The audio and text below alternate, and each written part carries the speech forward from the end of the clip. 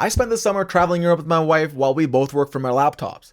And this is part 3 of our 2025 European tour, where I'm going to share the stories of what it's really like to work and travel full time.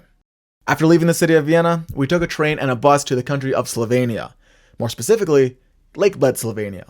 And it's one of those places that just doesn't feel real until you're standing there in person.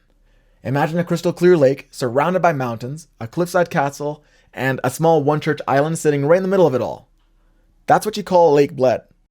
We stayed in the tiniest Airbnb that had us sleeping in a loft, which was basically just a crawl space, but it allowed us to stay right in the middle of Lake Bled Central Square. Celine and I are both digital marketers, so it's not like we needed much space to work with. We just set up our laptops at the kitchen table. But every angle of this place looks like something off a postcard. Mornings are calm here, but in the afternoon the place comes alive with people exploring the lakeside markets, rowing, and having fun at the Slovenian concerts that were going on. During our time here, we rowed across the lake to get to the island, hiked up to Bled Castle, crashed a wedding at said castle, and experienced an incredible bird's eye view of the lake. This town was also famous for their cream cake, so we decided to judge it for ourselves. Celine liked it more than I did, but I'm also not much of a desserts person. Later we went summer tobogganing, which is basically a knee-high roller coaster, and we opened a pack of Pokemon cards like the nerds that we are.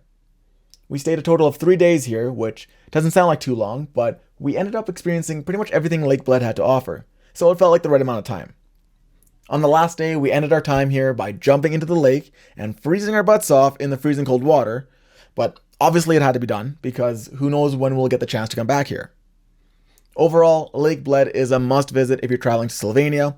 It's an absolute stunner, and we had a blast here.